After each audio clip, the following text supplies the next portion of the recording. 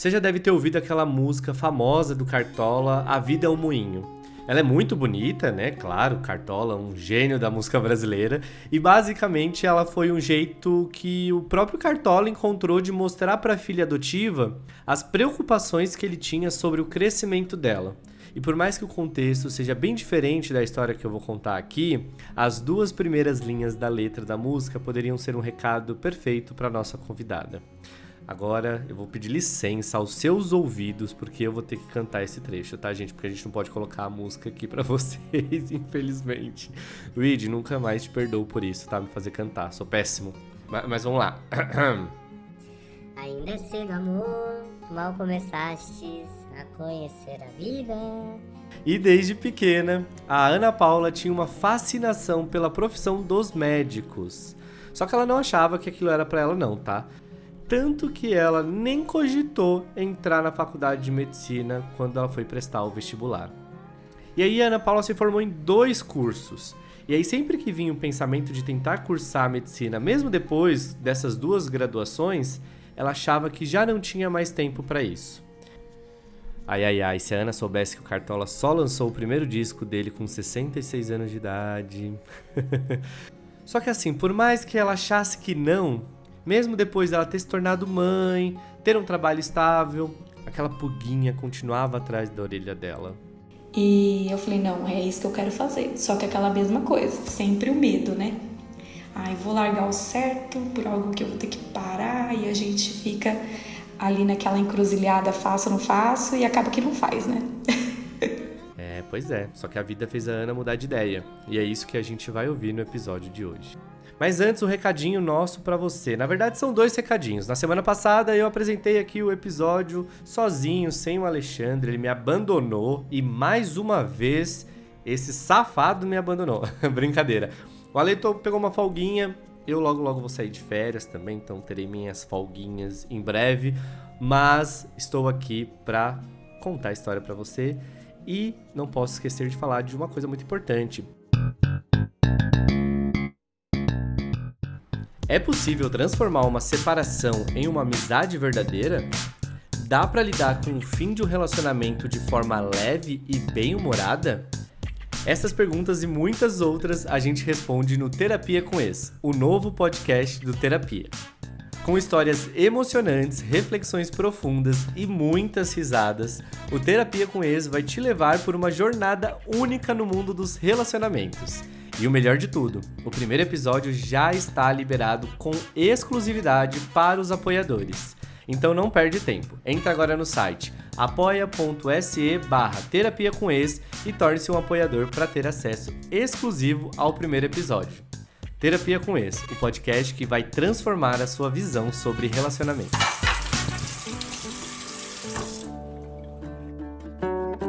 Até um tempo atrás, a criançada crescia com aquela vontade clássica de querer ser jogador de futebol, né?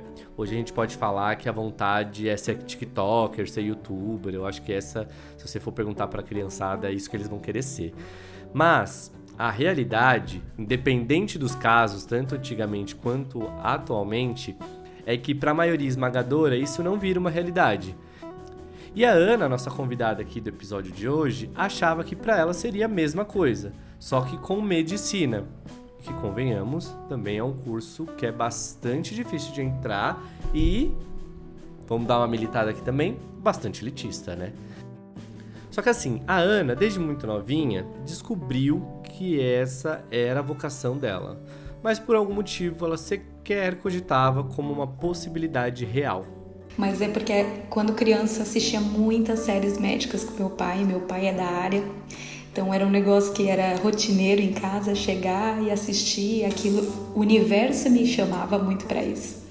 Só que a autoestima baixa, aquela coisa de um sonho extremamente inatingível, né? Parecia uma coisa muito difícil.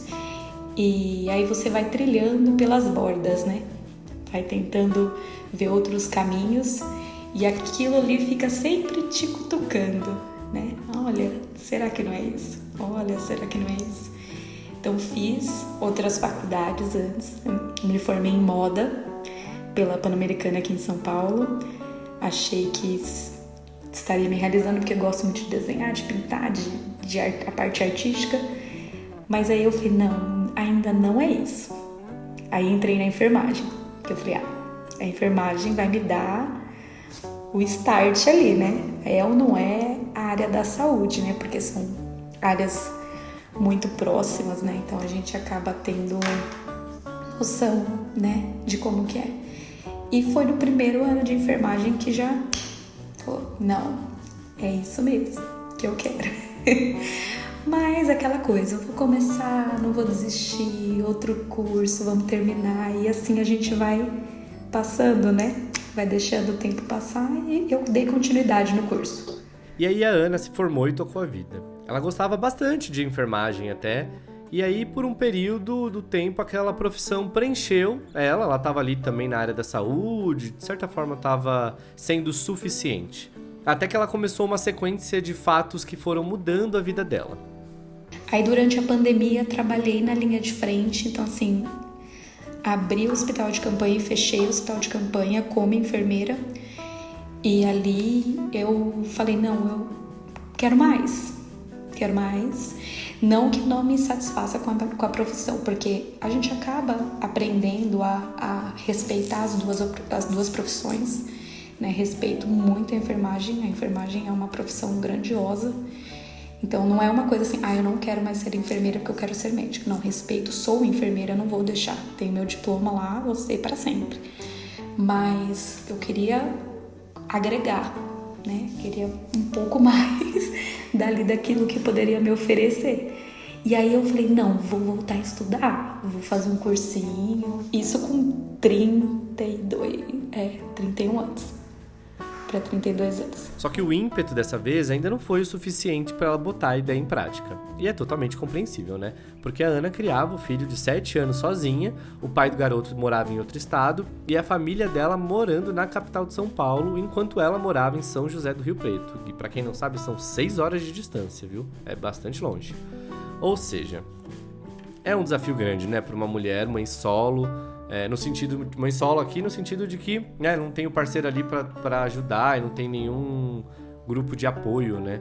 Então, era um desafio grande. E aí aquela vozinha que a gente tem na cabeça, sabe? Aquela que fica repetindo o tempo todo que a gente não tá no momento certo para fazer algo, principalmente para realizar sonho, ficou ali, buzinando. Assim, não dá agora, nesse momento, voltar a estudar. E foi quando eu tive o diagnóstico do câncer que eu resolvi, falei, não, agora tem que ser. Porque eu acho que quando você tem um diagnóstico de uma doença grave, você pensa assim, eu não posso deixar mais nada para depois, né? Porque é agora, né? Eu vou viver agora, eu não sei como que vai ser daqui para frente, e se eu deixar, pode ser que não aconteça, né? E aí, aos 32 anos, a Ana descobriu um câncer de mama. E, ironicamente, ali foi o primeiro momento que todo aquele medo que ela carregou a vida inteirinha, sabe? Aquele medo de tentar entrar no curso de medicina e tal, sumiu. É curioso, porque a reação mais comum num diagnóstico de câncer é justamente o medo, né? Só que no caso da Ana foi o contrário. A notícia acabou impulsionando ela para fazer o que ela sempre sonhou. Não tive tanto que até uma frase que me marcou, logo quando eu tive o diagnóstico, a médica virou pra mim e falou assim, você está dormindo com um inimigo. Então, o tempo, preciosíssimo. Não dá pra ficar esperando, você tem que tratar logo. Então, eu tive o diagnóstico em outubro mesmo eu já estava na quimioterapia. Então, eu comecei tudo muito rápido, fiz tudo o que tinha que fazer e... Aí eu falei, não, eu estou fazendo o que precisa ser feito. Então, nesse momento, eu não tive tanto medo. Porque dentro do que a gente estuda, fala, diagnóstico precoce, tratamento no tempo certo, vai dar certo. Então, assim, a chance de cura é muito grande, né? E aí eu fiquei bem otimista. Eu falei, não, vamos encarar, Vamos pra frente, foi. Mas passei por todo aquele... E na conversa que a gente teve com a Ana, a gente brincou muito com essa ideia de dormir com o inimigo, né? E, obviamente, o câncer é uma coisa muito séria, a gente leva com seriedade, mas a gente até brincou lá com ela falando assim, do tipo, bom, já que eu tô dormindo com o inimigo, então eu vou dormir com ele de conchinha, né? E aí a Ana foi lá e fez justamente isso, ela foi pra cima e não se deixou abater. Eu acho que o fato dela ser da área da saúde, ter mais informações, também ajuda a tranquilizar, né? Porque a quantidade de pessoas que se curam ou vivem com câncer é muito grande, né? Então a Ana se apegou a essa informação. E acabou que a doença teve 2 impactos diferentes nela. Enquanto o corpo enfraqueceu, a mente dela ficou mais forte. E aí, mesmo em meio ao processo da químio, ela botou na cabeça que ia fazer o sonho de se tornar médica acontecer. Eu parei de trabalhar, lógico, né? Porque não tinha como conciliar trabalho e tratamento. Mas eu falei, então vou estudar. Porque já que eu tô em casa, nos dias que eu tava bem, me permitia estudar. E nos dias que não tava bem, me permitia descansar. E fui levando assim. Eu tenho um planner com os horários, com as coisas, senão eu não consigo me organizar, porque realmente é um outro trabalho. Senão você tem que estar ali, né, sempre atenta aos cronogramas das medicações. E eu assumi isso como um segundo trabalho, então organizei isso muito bem, tinha os meus horários, e nos horários que eu sentia que eu estava bem, eu ia encaixando um estudo ali, um estudo aqui, para tentar manter a cabeça ocupada. E assim a Ana seguiu. Ela tentando ali se manter focada e levando a doença de uma forma mais leve. Só que é engraçado como os gatilhos vêm dos lugares que a gente menos espera, né? O dia a dia e a notícia em si não pegaram a Ana tanto quanto o momento em que ela se viu invertendo os papéis. E aí ela acabou saindo de cuidadora para paciente dentro de um hospital. Não falando de termos muito técnicos, mas a gente tem um acesso aqui que a gente faz quimioterapia.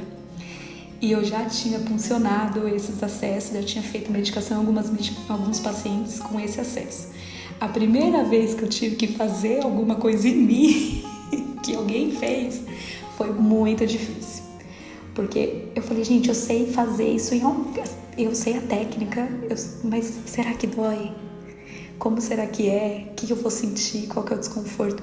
Então, a posição de paciente, ela é outra, completamente diferente, porque você vai estar ali vivenciando realmente as dificuldades, a dor, o desconforto que o paciente enfrenta. E não são poucas, porque é furada e procedimento, assim, para todo lado. E nessa batalha toda que ela estava travando contra o câncer, tinha uma dificuldade a mais, que era a distância dela da família, né? Como eu falei, São Paulo e São José do Rio Preto tem uma diferença de 6 horas aí, né, de distância. São mais de 400 quilômetros de distância. Só que nessa, acabou que ela recebeu uma força de onde ela menos esperava. O meu filho, ele é um cara, assim, um carinha, né? 7 anos, mas ele é muito especial, evoluído, então...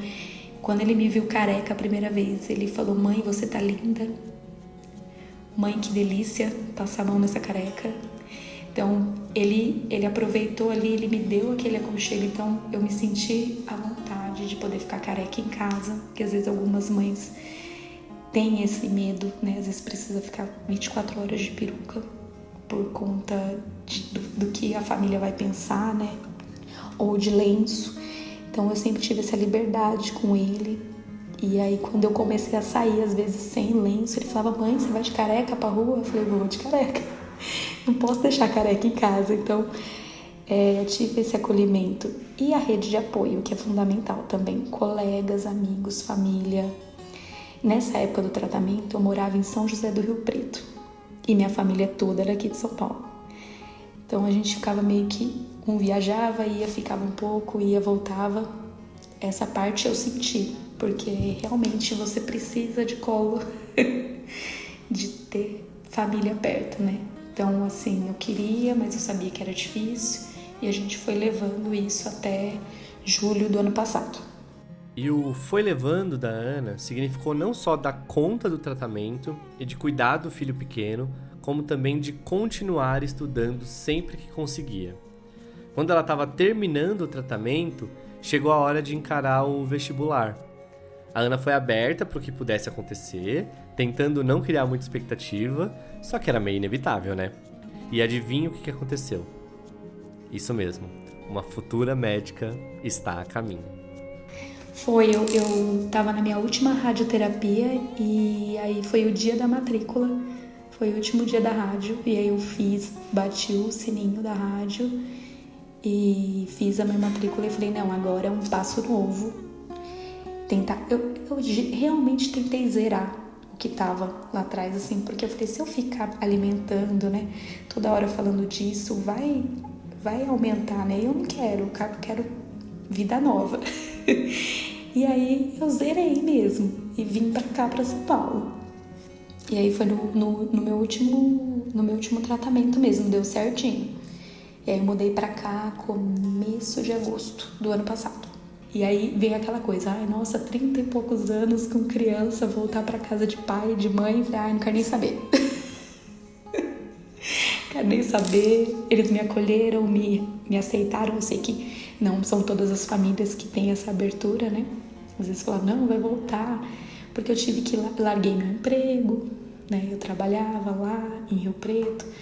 Falei, não, vai valer a pena virar essa página e começar algo novo, né? E realmente vai. Com certeza vai. E aí, nesse momento que a Ana veio pra cá, foi um começo de vida nova. Mudança de cidade, início de faculdade, amigos novos. Era tanta coisa que ela até comenta que quase esqueceu que era paciente oncológica. E eu não sei se vocês sabem, mas um paciente de câncer, depois que ele termina o tratamento, mesmo que ele esteja bem, no começo ainda não dá pra dizer que ele tá 100% curado, né? Tem um período ali de pelo menos uns 5 anos de acompanhamento para garantir que o câncer não vai voltar. E quem ouve a Ana falar agora, com essa tranquilidade, esse otimismo na voz, nem imagina que foi isso que aconteceu. Logo no primeiro exame de acompanhamento, já apareceu uma lesão. Não demorou muito para ela descobrir que o câncer tinha migrado para outra parte do corpo. Agora, nesse momento, eu tô passando pelo processo mais aterrorizante. Agora, realmente, eu estou dormindo com o inimigo, porque a partir de dezembro do ano passado, eu descobri que eu estou com câncer metastático. Então, o câncer espalhou e eu estou em grau avançado da doença. E vários ossos já estão comprometidos.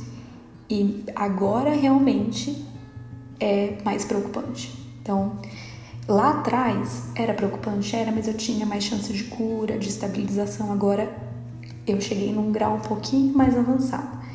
E como eu consigo ter esse pensamento de continuar a minha vida?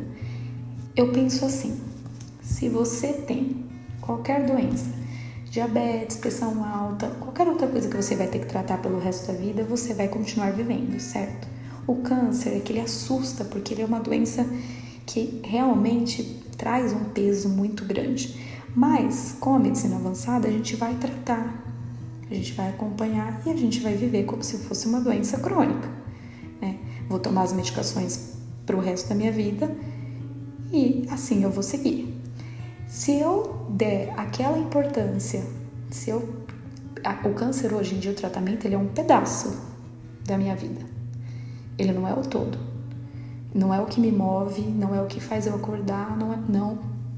É uma parte. Então, assim, eu mantendo a minha rotina, mantendo minhas amizades, mantendo a faculdade, faz com que eu deixe ele lá onde ele tem que estar.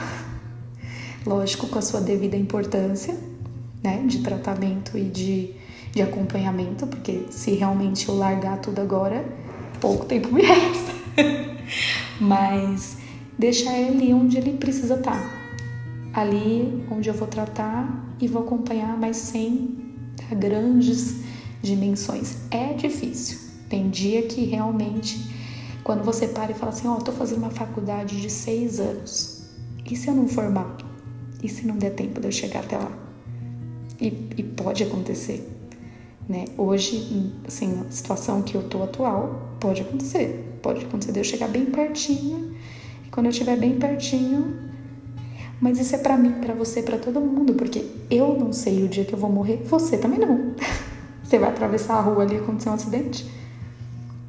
E o que você fez nesse período até o acidente?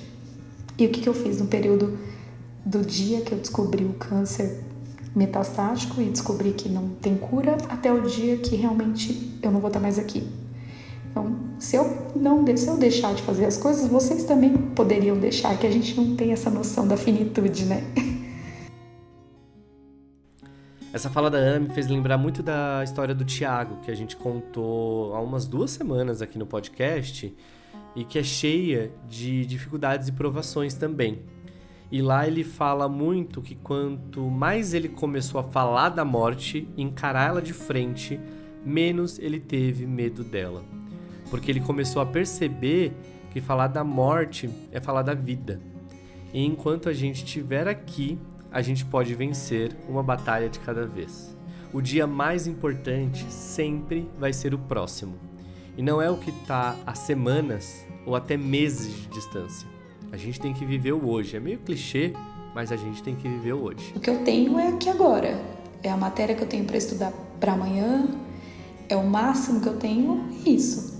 Não tenho mais do que isso. Então, não tem como eu planejar algo lá na frente e ficar esperando e ficar simplesmente esperando.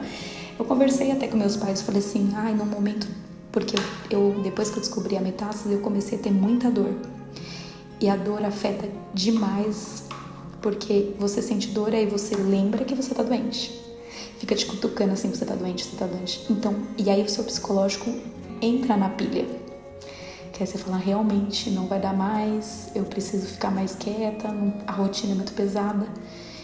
E aí eu conversei com uma médica, né, então, de cuidados paliativos, que é uma área dentro da oncologia que as pessoas acham que é só para quando não tem mais o que ser feito, e pelo contrário, que ela é uma área essencial, porque ela vai olhar o paciente, o oncologista ele olha a doença, né? Lógico que ele olha o paciente também, mas o paliativista ele vai ver as questões do paciente, o emocional, a dor, o controle, o estresse físico. E a partir do momento que ela olhou e falou, não, vamos resolver essa dor, e ela conseguiu resolver essa dor, voltou ao normal, que aí eu esqueço, né, que eu tô doente, não fico com alguma coisa me lembrando ali a todo momento. É lógico que quando eu vou dar uma caminhadinha, subir uma escada às vezes um pouco mais rápido, meus colegas estão na frente, eu preciso devagar. Porque voltei para quimioterapia, porque voltei para medicação. Mas não tem problema. Eu vou chegar e eu vou no mesmo momento eu vou chegar também, devagarzinho, a gente vai indo. Tem dias que são mais difíceis, mas para todo mundo é assim. Não é porque eu quero ser uma doente saudável. A Ana até comentou com a gente do quanto ela gosta do episódio da Jussara, lá do nosso canal. É um dos primeiros vídeos, eu acho que, sei lá, se não for do primeiro ano, é do segundo ano que a gente tava gravando e colocando o povo pra lavar louça. A Jussara é uma mulher incrível, por sinal, e que vem vencendo um câncer metastático dia após dia há uns 15 anos. Ela tem um canal no YouTube, inclusive, que chama Supervivente.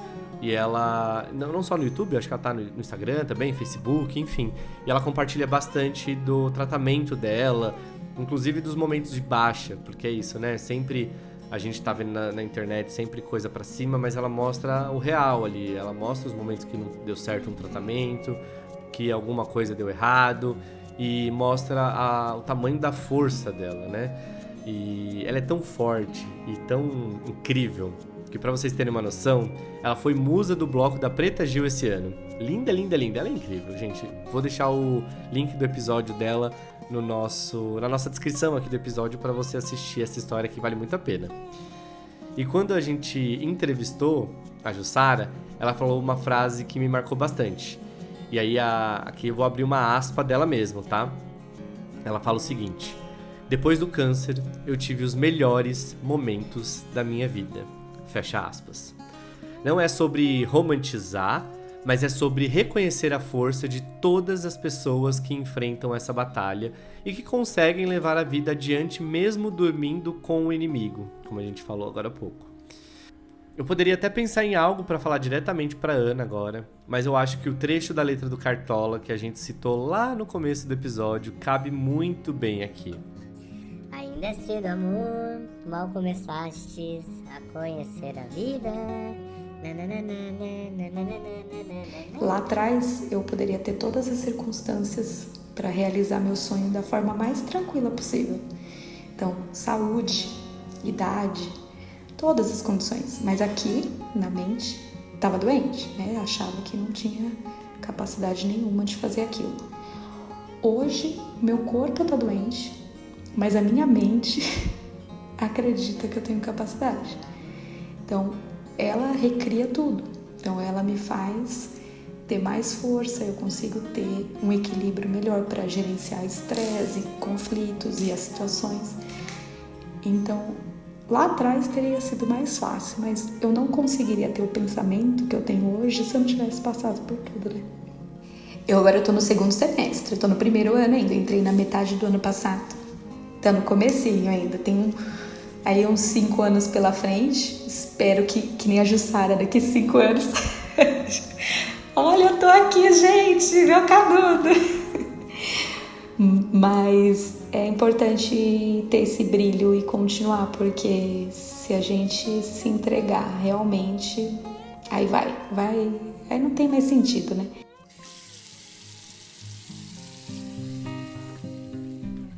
E agora eu vou esperar a Ana mandar uma mensagem pra gente aqui daqui uns anos falando, formada, venham na minha formatura que eu quero vocês. E a gente vai estar lá, com certeza.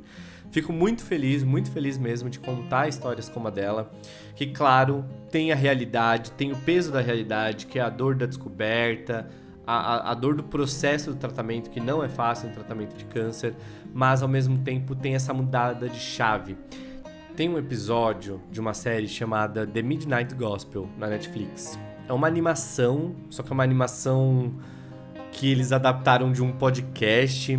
É muito maluco, mas se você só ouvir os episódios, você consegue pegar as mensagens. Eu, pelo menos, quando assisti, eu fiquei meio perdido, assim, porque tem muita informação na animação, eles colocam uma narrativa ali de ficção, mas no fundo é uma conversa de podcast. E aí tem um episódio, acho que é o quarto, vou até abrir aqui meu celular pra ver, é o quarto, que chama Ordenando um Corvo. E aí ele conversa com a Trudy Goldman, não é Goldman, é Goldman. Enfim, sobre escuta e o papel que ela desenvolveu e tudo mais. E ela traz uma reflexão justamente sobre quando as pessoas estão passando por alguma doença terminal ou elas estão em algum momento muito difícil da vida que elas acham que vai acabar, que a vida vai acabar, é nesse momento que elas começam a entender o real motivo da gente estar aqui. O propósito parece que cai no colo delas, né? E esse episódio é bem legal. Na verdade, essa série inteira é muito, muito boa. Eu super recomendo, assistam, ouçam, se for o caso, porque traz muitas reflexões, principalmente sobre morte, principalmente sobre esse lado de encarar a realidade, assim, sabe? Ele sempre vai entrevistando pessoas diferentes, né, em cada episódio, e cada um vai trazendo sua perspectiva sobre esses temas. É uma série super massa, e me lembrou muito todo esse papo com a Ana, que é justamente isso, né? Uma ruptura, não tô dizendo aqui que é uma sentença, mas é uma ruptura na vida dela, faz ela olhar para aquilo que ela tava ignorando por algum motivo, que era o curso de medicina, né? Ela, vou colocar entre aspas aqui, se boicotou por muito tempo, e aí quando ela decidiu partir para as cabeças, conseguiu entrar, tá cursando e vai ser uma médica incrível, super empática e que com certeza vai trazer muito conforto para os seus pacientes, sejam eles oncológicos ou não, né? Então é isso, Ana, muito, muito obrigado por dividir sua história aqui. A gente fica muito feliz, muito grato por ouvir pessoas tão iluminadas como você. E você que tá aí lavando louça e ouvindo a gente, se quiser ouvir mais histórias, assistir outras histórias, já sabe, né? historiasterapia.com. Lá no nosso site você encontra todos os episódios do podcast, encontra todas as histórias do YouTube. E se quiser também contar a sua história, a gente tá de peitos e ouvidos abertos aqui para você. Lá no site também tem um formulário onde você manda a sua história pra gente. E vale lembrar, a gente lê todas, tá? Todas as histórias. E são muitas histórias por mês que a gente recebe. Mas a gente lê tudinho, viu? E é isso, gente. Fico por aqui. Terça-feira que vem a gente tá de volta. O Ale vai estar de volta na terça-feira que vem, senão eu vou brigar com ele. Brincadeira. Mas esperamos vocês na terça-feira que vem para lavar muita louça e ouvir mais história. Um beijo grande e cuide-se bem.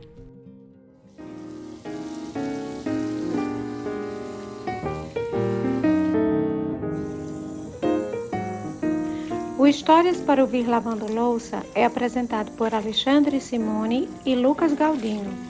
Tem roteiro escrito por Luiz de Maturmo e a edição é da Bergamota Filmes. Eu sou Neuma Coelho e sou uma apoiadora de terapia na Aurélio.